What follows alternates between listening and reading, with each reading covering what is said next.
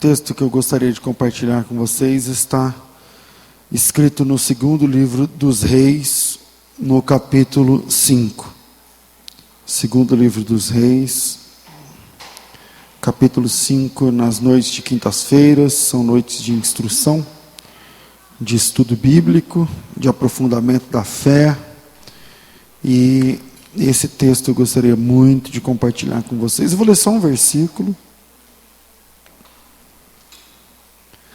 Segundo livro dos Reis, capítulo 5, versículo 11. Amém, irmãos? O texto diz assim: porém, Naamã indignou-se muito e se foi, dizendo: eu pensava que ele certamente sairia, se colocaria em pé, e invocaria o nome do Senhor seu Deus, e agitaria a mão sobre o lugar infectado, e me curaria da lepra. Amém. Hoje eu queria falar sobre expectativas frustradas, e o mal que isso pode causar no nosso coração. O Naamã foi procurar um profeta, mas ele tinha uma expectativa. E quando ele chegou lá e percebeu que o que aconteceu não tinha nada a ver com a expectativa que ele tinha, ele se entristeceu. E ele quis ir embora, não quero mais, parei aqui. Eu não sei se você já parou para fazer uma conta simples sobre as nossas tristezas. A maioria delas está ligada a expectativas. Eu não sei se você já parou para fazer uma conta muito básica, que a maioria das decepções que a gente tem são decepções presas, ligadas a expectativas. Então você esperava uma coisa e não aconteceu. Se acontecesse aquilo que aconteceu, mas se você já estivesse esperando, você não se entristeceria.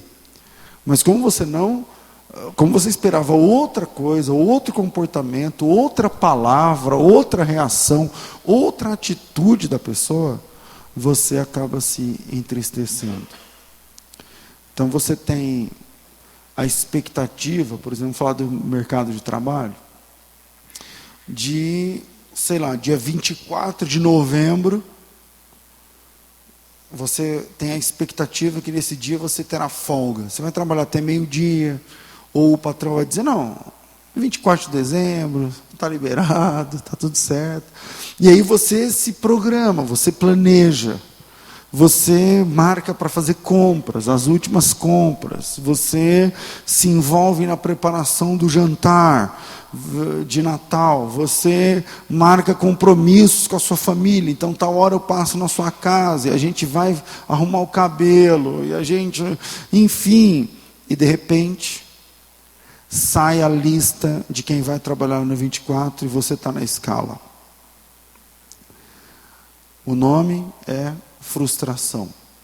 Agora veja, no seu contrato, lembrando que dia 24 é uma terça-feira, no combinado, o certo é você trabalhar no dia 24 é feriado. E eu sei o que é isso, porque eu estou do outro lado do balcão, né? Eu e a Vanessa, a gente sofre todo fim de ano, porque os irmãos falam assim, mas não é dia 24? É dia normal de serviço. Não, pastor, mas eu me lembro de uma irmã, de uma moça que trabalhava para a gente, eu acho que era no call center, que ela aprontou um sentimentalismo, que minha mãe, eu não sei se esse é o último Natal que eu passo com a minha mãe. Eu falei, minha filha, mas aqui fecha às 6. A janta é depois disso daí. Você, não, pastor, mas pelo amor de Deus, porque no meu caso, não sei. Bom, ela faltou. E eu não lembro se a gente mandou ela embora, você lembra? Não lembro agora. Porque a gente sempre faz uma escala. Quem folga no Natal, trabalha no Ano Novo. Quem folga dia 24, trabalha dia 31. E vice-versa, né? Mas tem gente que Por exemplo, no sorteio lá, sei lá, cai para trabalhar no dia que ele esperava ter folga. O que eu faço? Troca com alguém. Isso na firma eu estou falando, troca com alguém. A pessoa não quer, paciência. Não vamos parar a empresa por conta de um negócio, de uma véspera de um feriado. Entende? Então, quando você tem uma expectativa, você cria uma expectativa, você não alcança, você sente raiva, você sente ódio. Não é verdade? Ódio. Você pensa em deixar um emprego, se é um caso desse. 1000 coisas passam pela sua cabeça, você se sente uma pessoa insatisfeita, porque aqui eu sou só número. O problema não é ter que trabalhar dia 24, que no caso vai ser uma terça-feira, se pensarmos nesse ano.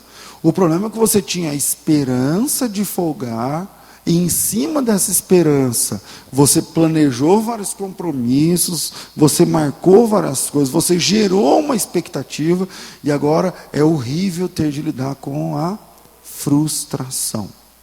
Não vai dar. Eu ia passar na sua casa, mas agora eu vou sair do serviço às 6. E aí tudo que a gente ia fazer de dia não vai funcionar, não vai dar certo. O texto que nós lemos fala de Naamã, que ele chegou lá com uma expectativa e quando ele percebeu, o tratamento foi outro. E ele ficou frustrado. E ele ia desistir. Eu vou deixar 3 pontos para a gente pensar nesse texto. Primeiro, expectativas altas geram frustrações. Expectativas altas geram... Veja no texto. Naamã é um cara que ele é uma espécie de ministro da defesa, e ele sai do seu país e viaja até Israel, em Israel até Samaria. Eu sei mais ou menos a quilometragem, dá mais ou menos uns 350 quilômetros. Não é muito para nós hoje. Se a gente sai de Damasco para Samaria, é porque tem o processo da fronteira, demora umas 2 horas, mas em 6 horas você está lá. Se você sai de manhã, meio-dia, você está lá. Entende? Hoje, com estradas, com carro, automóvel e tudo mais, mas naquela época, era uma viagem de alguns dias. Alguns dias. O Naamã era um cara muito importante, e ele vai encarar essa viagem doente, em busca de uma cura para a enfermidade. E ele tinha uma grande expectativa de cura. E a expectativa de cura foi gerada, não é culpa dele. Eu estou colocando no primeiro ponto que expectativas altas geram frustrações. Mas ele vai para lá quase que na certeza da cura. Se você ler o texto, no capítulo 5 inteiro, né, o movimento foi grande. Primeiro, os sírios vencem uma batalha e saem daquela batalha com uma menina de troféu, como se fosse um troféu. Saem daquela batalha e ele pega uma menina, uma mocinha, e a menina fica trabalhando lá na casa de Naamã, lavando louça, lavando a serviço. A Bíblia diz que ela estava a serviço da esposa de Naamã. E lá pelas tantas, a menina solta uma palavra de fé. Ela diz assim, ela percebeu que o rapaz que o dono da casa, o patrão, era leproso, e ela diz assim, quem dera que o meu patrão estivesse diante do profeta que está em Samaria, com certeza ele curaria e restauraria da lepra. Não foi para ele, foi para a esposa. A esposa contou para ele, e ele deve ter chamado a menina falou, é um profeta, é assim que funciona, tal, nossa fé, lá em Israel, é outro país, outra língua, outra cultura, outro Deus, tudo mais. E aí, ele vai até o rei, e fala para o rei, olha, tem uma menina que eu trouxe cativa, e ela está dizendo assim, assim, assim, que tem esperança para a minha doença. Aí o rei, não, mas a sua doença não tem cura, meu amigo. Não, mas essa menina disse, não sei o quê, tal. Bom, o rei escreve um documento que paralisa uma guerra, e esse documento chega, nós estamos falando de uma carta enviada para outro país, aí a carta chega, o rei de Israel acha que o rei da Síria está jogando com ele, o rei rasga as vestes, leia o texto depois, e dizendo assim, esse rei está achando ocasião contra mim, ele está achando que eu sou Deus, ele está querendo mandar um alto oficial para eu curá-lo e tal. E aí a conversa da carta chega no ouvido de Eliseu, aí Eliseu diz assim, manda esse doente me ver, me encontrar aqui, que ele vai ver que tem profeta em Israel. Então veja, aí o rei manda uma carta para a Síria, dizendo, então pode vir, falamos com o profeta, ele vai te receber, o endereço dele está aqui. Isso não está na Bíblia desse jeito, eu estou imaginando, porque a Bíblia diz que ele sai da Síria e vai bater na porta da casa do Eliseu. Então ele recebeu algum tipo de documento oficial, dizendo, rua tal, número tal, o dia tal, ele vai te receber. Então veja que o Naamã sai da sua nação, vai para outro país, em busca de uma cura para a sua enfermidade, e ele tinha uma grande expectativa. Toda essa logística aí foi gerando em Naamã uma grande expectativa. Veja, não era a cura de Naamã, não era uma possibilidade remota. Ele estava vindo quase que na certeza da cura. O cara falou, manda ele vir aqui em casa, que ele vai ver se a cura acontece ou não acontece. E aí ele vai. Mas quando ele chega lá, o profeta nem saiu no portão. Ele chega com uma caravana, ele é de outra nação, brasão, bandeira, presentes, honrarias e tudo mais. Capítulo 5, versículo 8.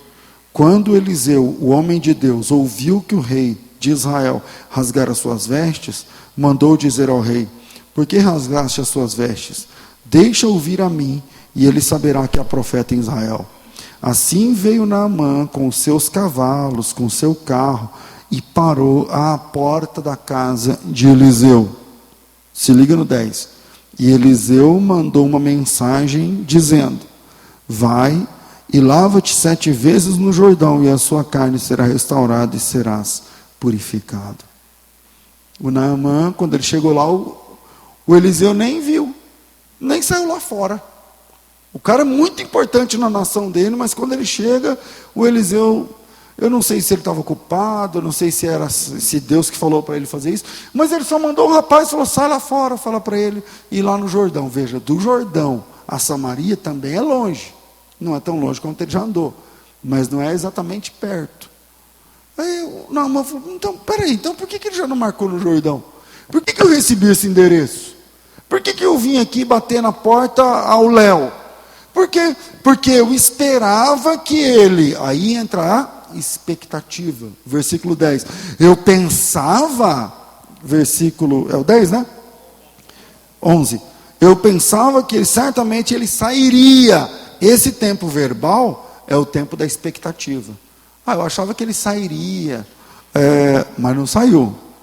Eu pensava que ele sairia, se colocaria de pé, invocaria o nome do Senhor teu Deus, agitaria a mão sobre o lugar infectado. Então ele criou toda uma fantasia, dizendo, não, eu sou um cara muito importante. Eu achava que ele estaria me esperando, que ele chegasse lá fora, levantasse a mão, e tivesse lá cantores e tudo mais, e ele falasse umas coisas lá do Deus dele, da religião dele, e colocasse a mão assim, aonde que está doendo, é aqui. Eu esperava isso. Que eu esperava, mas não aconteceu. E quando o que ele esperava, o que ele gerou de expectativa, não aconteceu, ele queria desistir.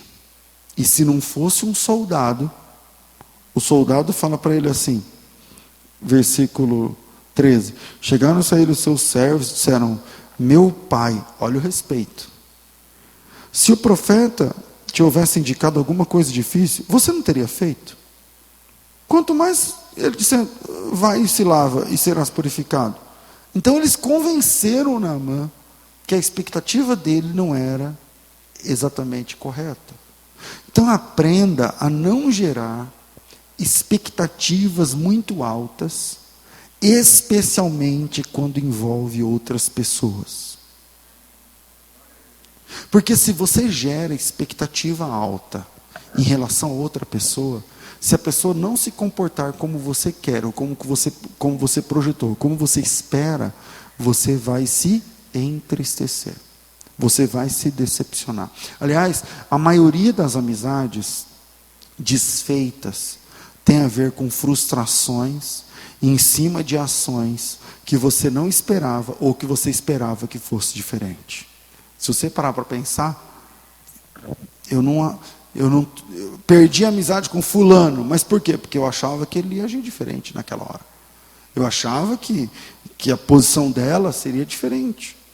Então é uma resposta atravessada que você não esperava, e aí você se frustra. Ou é a falta de uma resposta que você esperava, e aí você se frustra. E aí que ele falou? Nada. Mas ele visualizou, e falou o quê? Nada. A falta da resposta. Ou às vezes é a própria resposta que te frustra. Ou um comportamento que você não esperava, e aí você se frustra. Ou uma palavra que você não estava pronta para ouvir do jeito que você ouviu. Às vezes é até verdade, mas você não estava pronta para ouvir aquela palavra vindo daquela pessoa naquela situação, e aí você se frustra. Ou uma atitude que você não esperava que viesse de alguém que você gosta, aí você se frustra. É frustração, é decepção, é tristeza, que gera afastamento, frieza. É você fechando o seu coração, dizendo, eu tenho que aprender a ser ruim, eu tenho que aprender a largar de ser bobo. Você já falou isso para você mesmo? Vamos jogar limpo? Eu tenho que parar de acreditar nas pessoas. Eu tenho que parar de ser assim, mão aberta. Eu tenho que parar de ser bom. É isso que eu ganho. E tal. Mas veja que tudo isso está ligado a uma expectativa alta que você gerou. Você apostou que a pessoa responderia daquela forma, mas ela não respondeu. E porque ela não respondeu do jeito que você quer, então você acha que você é bobo. E essa nem sempre é a realidade. Agora pare um minuto e perceba que na realidade, o que machuca, presta atenção, o que machuca, o que magoa, não é exatamente o que a pessoa fez, mas é a falta do que você esperava que ela faria e não fez. Então não é porque ele chegou e falou assim, não, a resposta é não. Aí você fica toda murcho, então, mas não é bem pelo não. É porque você achava que ele diria sim. Não é nem eu não posso, hoje não dá, não, eu não concordo, não é nem essa a questão. Não é nem essa a questão. Mas a questão é a expectativa. Você contava com aquela resposta e não veio. Você tinha certeza que poderia contar com aquela pessoa e não pode. Você apostava que ela estenderia a mão e ela está ocupada, ela não estendeu a mão naquele dia. Você tinha certeza que ela entenderia, mas ela estava muito com quantas coisas no coração, na mente, na agenda, e ela não entendeu. Isso não faz dela necessariamente uma pessoa má.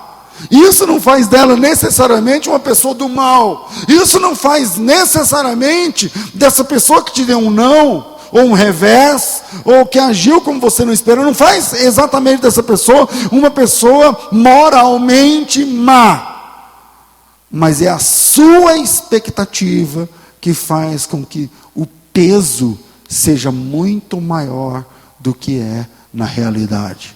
Em outras palavras, você gerou uma expectativa alta sobre um determinado assunto, e quando não aconteceu do jeito que você concebeu, do jeito que você esperava, e você sonhou, e você comprou a roupa, e você apostou tudo, aí quando não aconteceu, doeu demais. Doeu demais. É como se fosse uma traição, mas não é uma traição. É você que concebeu uma coisa que não estava no seu controle.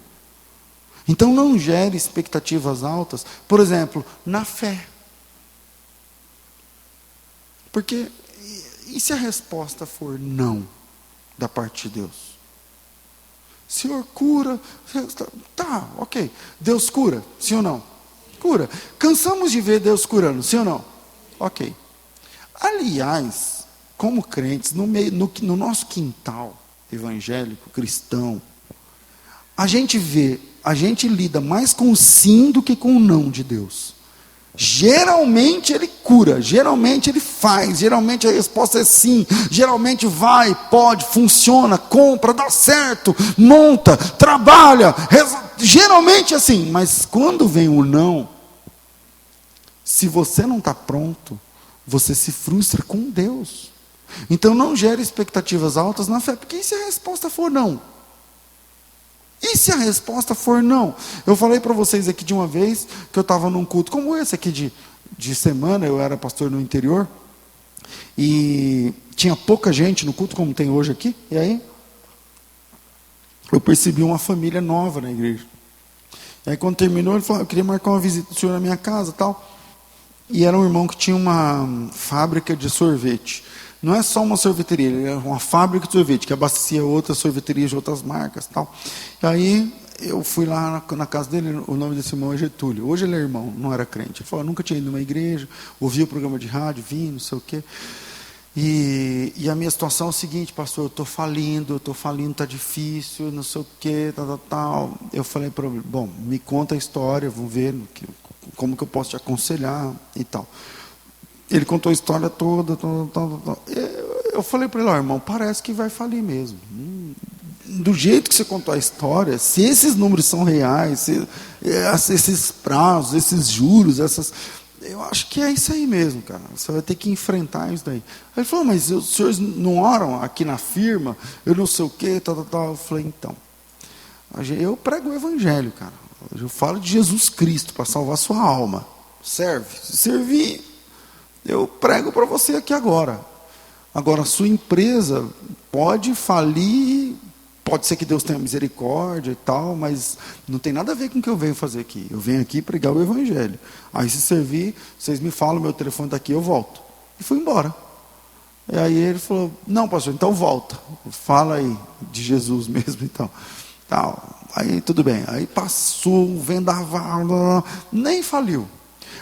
Geralmente a resposta é sim, entende? Nem faliu.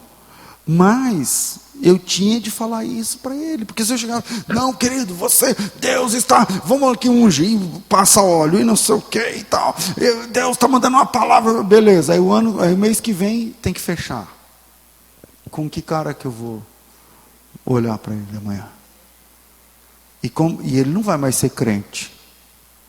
Porque eu gerei nele uma expectativa que não funcionou. E a expectativa que não funciona gera frustração. Então não gere expectativas na fé assim. Porque se a resposta for não. Não gere expectativas altas nos negócios. Nos negócios. Porque e se o faturamento não acompanhar? Não gere expectativas altas na vida. Porque e se não acontecer? E se não for do jeito que é esperado? Semana passada, eu estava numa reunião de trabalho, retrasado, sei lá, de negócios, e mexendo com números altos, e o aluguel é tanto, eu não sei o que é tanto, e a mídia é X, eu não sei o que é Y, a gráfica é tanto, eu não sei o que é tanto, e a expectativa é Y. Eu falei, a expectativa eu sempre coloco embaixo. Aí a pessoa falou, não, mas tem que ser mais ou menos um real. Eu falei, então, mas eu não sei como é o real. E se chover? E se acontecer qualquer coisa? E aí de onde eu vou tirar dinheiro? É melhor me assustar para o bem do que para o mal. Então se mantenha firme na realidade e não exatamente na possibilidade. Pastor, mas o senhor está dizendo para a gente não ter fé? Não, não é isso que eu estou falando. Ter fé em Deus é uma coisa. Agora, ter fé na fé, aí é um perigo muito grande. Aí é um perigo muito grande. Aí é uma infantilidade. Segundo, o otimismo pode ser pior para a alma do que o pessimismo. Pastor, o senhor quer que a gente seja pessimista? Não. Mas o otimismo pode atrapalhar bastante. Eu não quero que você seja pessimista. Presta atenção. Eu não quero que a partir de agora você só espere o pior das pessoas. Eu fui lá numa quinta-feira e aí o pastor falou que é para esperar o pior de todo mundo. Não é isso que eu estou falando. A ideia não é que você pare de confiar nas pessoas.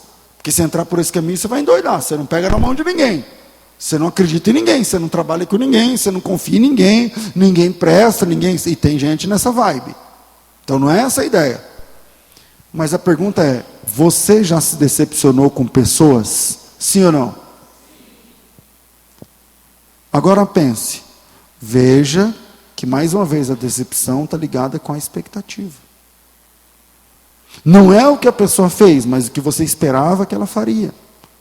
Só quem aposta no melhor o tempo todo se frustra. Eu vou fazer o seguinte. Vamos pensar aqui, por exemplo, eu estou louco para pintar as portas dessa igreja. Vocês não têm noção. Quando eu saí de férias, eu chamei o Djalma e falei assim, Djalma, pelo amor de Deus, quando eu voltar, esteja essas portas pintadas, meu irmão. Pelo amor de Deus. Eu não aguento mais. Aí eu chamo aqui e falei, irmãos, amanhã é feriado. Vamos vir aqui pintar as portas? Se eu faço essa pergunta com a expectativa de 50 pessoas vão levantar a mão, eu vou me... Porque eu já sei que não é assim. Que nem todo mundo está aí para fazer a obra. Está importando com a igreja. Eu sei que a maioria não é assim. Eu sei que muitos de vocês aqui, na hora do ofertório, escolhem a menor nota. O tempo todo. Todas as vezes. Então, se eu apostar que todos vocês vão dar dízimo, oferta, e tal, eu vou me frustrar. E pior... Eu vou me frustrar, eu vou endividar a igreja, eu vou fazer conta alta, porque, meu Deus, amanhã, hoje não, mas domingo a igreja vai estar como? Sim, ó. Aí eu olho e falo, peraí, a gente não fica convidando outras igrejas, é tudo da Genuína que vai estar aqui domingo. Eu falo, então por que nossa oferta é pouca? Por que a gente, malemar, consegue pagar as nossas contas e tal, e é assim todo mês? Por quê? Se eu fosse esperar que todo mundo ofertasse como eu, ou como A, ou B, ou C, eu já teria comprado um terreno de 2 milhões para pagar não sei quanto por mês, para construir a igreja, e depois eu ia fazer como várias pessoas fazem, causar escândalo com o nome de Jesus. Ou seja, eu não posso ser otimista demais, porque tem 300, tem 400, então 400. Se cada um der 500, se cada um der não sei o quê, os números são astronômicos. Só que não é assim que funciona. A grande maioria não está nem aí. E eu tenho que trabalhar com essa realidade. Quem só aposta no melhor, se frustra. Quem só aposta no pior, também não tem esperança. Então qual é o caminho? Qual é o caminho agora? Bom, em primeiro lugar, você tem de aprender a lidar com a frustração. Pastor, como que eu aprendo a lidar com a frustração? Primeiro, pare de falar besteiras na hora da frustração. A gente já entendeu assim, se você se frustrou comigo, é porque você gerou em mim, você gerou a partir de mim uma expectativa alta, e eu não acompanhei. Então a sua frustração é culpa minha ou sua? Entende o que eu estou falando? Eu vou te convidar para trabalhar comigo aqui na igreja tal dia. E você fala não. Mas eu fui com toda a expectativa que você diria sim. Aí quando você diz não, eu me frustro. Ok, mas a culpa é minha ou sua? Você pegou a ideia? Então pare de falar bobagens na hora da frustração. Porque às vezes a culpa nem é da pessoa que te frustrou. A culpa é sua a partir da expectativa que você gerou. Eu estou me fazendo entender ou não? Outra coisa, pare de sofrer por causa do caráter dos outros. Ai, pastor, por quê? Porque ela falou assim. Tá, mas isso aí é um problema dela. Isso aí é o caráter dela. Eu estou cansado de resolver pepino de 2 irmãos, 2 irmãs da igreja, e que fica engalfinhando. E ele falou assim, ela falou tal coisa, ele bloqueou no WhatsApp. Por quê? Porque as pessoas sofrem por causa do caráter do outro. Irmão, eu não gostaria que você fosse mentiroso, mentirosa. Mas se você é mentiroso, isso é um problema teu. É verdade que às vezes a sua mentira vai me afetar de alguma forma. Mas eu não posso interiorizar isso dizendo o seguinte: tá vendo? Eu sou bobo, eu acredito, eu não sou aquele. Não, eu acredito mesmo. Eu não tenho. O problema de você ser mentiroso é seu e não meu. E eu preciso entender isso. E em terceiro lugar, não se culpe por causa dos erros dos outros. As pessoas têm essa tendência. Ai, pastor, aí a pessoa nunca mais foi lá em casa, a pessoa não sei, tá bem, mas o que aconteceu? Ele falou assim, então, mas isso aí não é um problema dele? Então, o que você vai fazer? Quantas vezes já sentei numa sala e olhei no relógio e os minutos viraram horas e a pessoa não caía a ficha para eu falar uma coisa só durante 4, 5, 6 horas e a pessoa não entende uma única coisa. A culpa disso tudo não é sua. Você fez sua parte. Ai, pastor, mas então por que isso está acontecendo? Porque isso aí já não depende de você. São consequências. Muita gente se frustra, por exemplo, com Deus, porque geraram em Deus expectativas erradas. Existe diferença entre o Deus da Bíblia e o Deus das nossas expectativas. Guarda isso no seu coração. E quanto maior é a distância entre o Deus da Bíblia e o Deus das suas expectativas, maior é a frustração que você tem. Quando você conhece o Deus da Bíblia, do jeito que Ele é, do jeito que Ele fala, do jeito que Ele gosta, as coisas que Ele não gosta, as coisas que Ele aceita, as coisas que Ele não aceita, as coisas que Ele permite, as coisas que Ele não permite, o jeito que Ele... A hora que você conhecer o Deus da Bíblia, então você não vai ter frustração com Ele nunca. Todas as pessoas que se frustram com Deus é porque não conhecem Deus. Elas se frustram com o Deus que elas conceberam. E acham que esse Deus que elas conceberam, a sua imagem, a sua semelhança, é o Deus da Bíblia. E aí não querem mais saber de Deus, não querem mais saber de fé, não querem mais saber de Jesus, não querem mais saber de igreja, não querem mais saber de nada. Terceiro, cuidado com os fantasmas que você mesmo gera a seu respeito. Cuidado com os fantasmas que você mesmo gera a seu respeito. Aconteceu com Jacó, por exemplo, esse exemplo. Aliás, com muitas pessoas da Bíblia. Vamos pegar alguns icônicos assim para ficar mais fácil. Pensa em Jacó. Você conhece bem a história. Jacó é um cara muito esperto que na hora da fome do Esaú,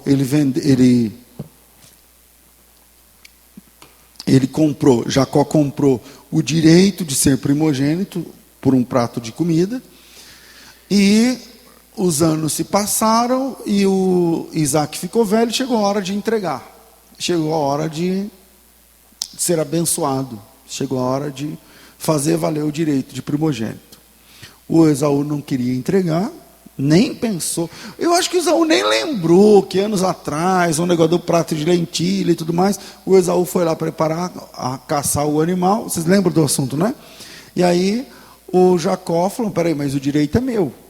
De fato o direito era de Jacó, ele comprou esse direito. E aí, bom, vocês conhecem bem a história, a mãe dos gêmeos pendeu para o lado de Jacó, deu razão a Jacó, eu também daria razão a Jacó, o Jacó nesse caso está certo. E aí, mas ela também, para fazer isso sem machucar Esaú na hora e sem machucar o Isaac, ela preferiu o caminho do engano. Não, finge que você é seu irmão, está tudo certo, vai doer menos no coração do seu pai. E aí, o Esaú não gostou dessa história. Quando o Esaú voltou, ele ficou enfurecido, ensandecido, ele queria destroçar o Jacó. E a mãe, a Rebeca, falou para o Jacó: foge. Bom, se você conhece a história, o Jacó fica 20 anos longe. E nesses 20 anos, a raiva tende a aumentar. E nesses 20 anos, o Jacó era um cara que sonhava muito na Bíblia. Imagina, eu não sei, Talvez ele já deve ter sonhado, né? Ele voltando, como é que o Esaú ia reagir, como é que ia ser e tal. Eu sei que 20 anos depois, Gênesis capítulo 32, Deus aparece e fala assim para o Jacó. Eu acho que foi até em sonho também. Jacó, está na hora de voltar. Volta para a sua terra, volta para o seu pessoal. Deixa eu achar aqui. Quer ver?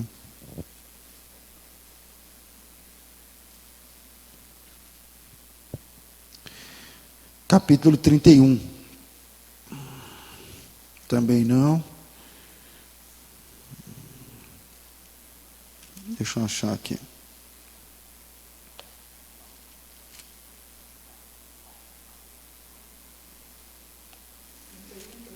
31:3, obrigado. Disse o Senhor a Jacó: volta para a terra dos teus pais e para a tua parentela, e eu serei contigo. Terceiro ponto, cuidado com os fantasmas que você mesmo criou. Depois de 20 anos, Deus manda Jacó voltar para a sua terra, e isso incluiria reencontrar com Esaú. Ou seja, é um rolo. É um rolo, porque agora eu vou ficar frente a frente com o irmão que eu enganei. Eu vou ficar cara a cara com o cara que me odeia e é meu irmão, e fomos gerados juntos, e crescemos juntos e tudo mais. E agora? Quem poderá me defender, como diz lá no Chapolin? Como é que faz? Veja, durante 20 anos, Jacó pensava sobre o ódio do seu irmão, sobre o ódio que o seu irmão tinha dele, e sobre a forma que ele fugiu covardemente de sua casa, e o rombo que ele deixou, e agora ele está prestes a se encontrar com seu irmão. E aí no capítulo 32, coloca aí 32, versículo 3, Jacó enviou mensageiros adiante de si a Esaú. O Jacó está com uma comitiva, né, formada de funcionários, parentes, seus filhos, né, sua família, rebanho. E ele está chegando perto. E ele diz o seguinte, diz assim o texto: Jacó enviou mensageiros adiante de si a Esaú, seu irmão, a terra de Seir, que é um território de Edom. Edom é outro nome para Esaú. Ordenou-lhe dizendo: direis assim a meu senhor Esaú. Olha o medo. Assim diz Jacó teu servo: como peregrino morei com Labão e estive lá até agora. Tenho bois, jumentos, ovelhas, bodes, servos, e envio esta mensagem ao meu senhor para achar graça aos seus olhos. Os mensageiros voltaram a Jacó dizendo: fomos a teu irmão Esaú, e também ele está vindo encontrar contigo, ele e 400 homens com ele. Então Jacó temeu muito e se angustiou e repartiu o rebanho em dois. Depois ele tem lá toda uma estratégia. Então veja, quando o Jacó está prestes a encontrar Esaú, ele descobre que o irmão dele está vindo com ele, com 400 homens, e no versículo 7 a Bíblia diz que quando ele soube disso, ele se entristeceu, temeu e se angustiou muito. Dá uma angústia, né? Saber que tem 400 homens vindo te pegar. Manda lá para o meu irmão, fala que o seu servo, se ele achar graça, não sei o que lá. O rapaz chegou e falou: teu irmão vem vindo aí, ele com mais 400 homens. Aí o Jacó sentiu uma angústia. Ele falou: vixe, eita meu Deus, o que eu vou fazer agora? E aí o Jacó, ele está criando aquele fantasma chamado Esaú que ele está criando, agora vai se tornando maior cada vez. E esse fantasma está chegando. E aí o Jacó dividiu os rebanhos, os bens, e arquitetou um plano.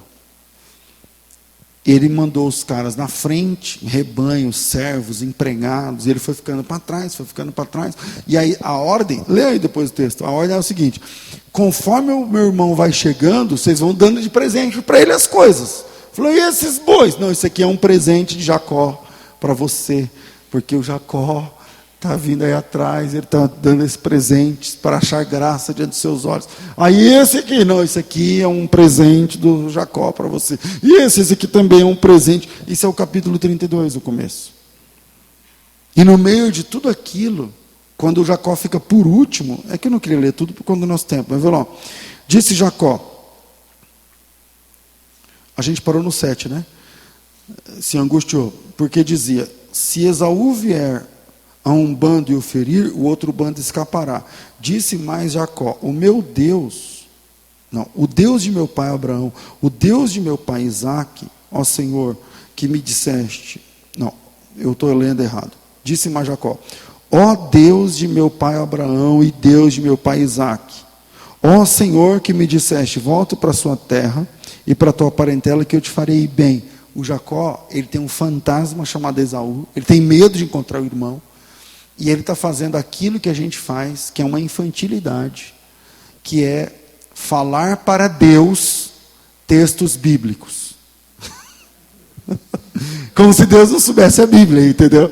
Porque o que o Jacó está falando, ele está falando para Deus o que Deus falou para ele, que é o capítulo 31, versículo 3. Aí Jacó está dizendo: Senhor, o Senhor que é Deus do meu pai Abraão, Deus do meu pai Isaque, o Senhor falou para mim que era para eu voltar e que o Senhor ia me fazer bem. Tipo assim, Senhor, olha aí, o Senhor agora cumpre aí o que o Senhor falou, porque o negócio está afunilando e o meu irmão está chegando, são 400 homens, o Senhor disse para mim no capítulo passado que ia dar certo, e agora o que eu faço? Isso é o Jacó. Sabe quando a gente não tem mais o que falar e a gente começa a citar textos?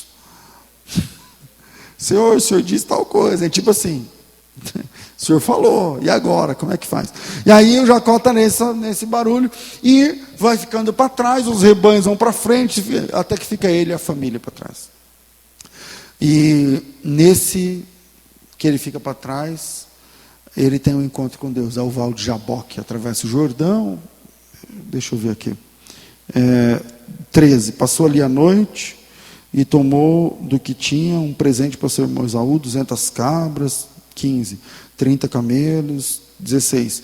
Os entregou aos cuidados dos seus servos. 17. Ordenou ao primeiro, dizendo: quando Esaú, meu irmão, te encontrar e perguntar de quem és e para onde vais, responderás: são de seu servo Jacó, presente que envia ao meu senhor. Ordenou também ao segundo, ordenou também ao terceiro, a todos que vinham atrás das manadas. Dessa maneira falarás a Esaú quando encontrares, e direis também: o teu servo Jacó vem atrás de nós, porque dizia: eu o aplacarei com presentes que vão adiante de mim, e depois verei a sua face, porventura ele me aceitará. Assim passou o presente adiante, porém ele ficou aquela noite no acampamento. Naquela mesma noite Jacó se levantou, tomou as suas 2 mulheres, 2 servas, 11 filhos, passou o val de Jaboque, tomou, fez passar o ribeiro, e fez passar com tudo que tinha. Jacó, porém, ficou só. E aí entra o encontro com Deus, que não vou entrar nesse assunto, senão vai demorar. Então, no meio de tudo aquilo, o Jacó teve um encontro com Deus. Veja, ele criou um fantasma chamado encontro com Esaú, que vai ser um terror, que vai ser um espanto, pelo amor de Deus, e ele está abrindo mão de bens e dando coisas, e dá isso aqui, fala que é eu que dei, fala que é presente, fala que é, e ele está ficando para trás. Aí ele tem um encontro com Deus. E quando chega o momento da verdade, que é o capítulo 33, levantou Jacó os olhos e olhou, e viu que vinha Esaú, e com ele 400 homens. Mesmo depois do encontro com Deus, então repartiu os filhos entre Lia e Raquel e as 2 servas, pôs as servas com os filhos na frente, Lia e seus filhos atrás deles, Raquel e José por último. Ele mesmo passou adiante deles, inclinou-se à terra 7 vezes até chegar ao seu irmão. Esse inclinar 7 vezes é o cumprimento de um escravo para o seu senhor. E aí se inclinou 7 vezes. Que versículo é esse? 3. Até que chegou ao seu irmão.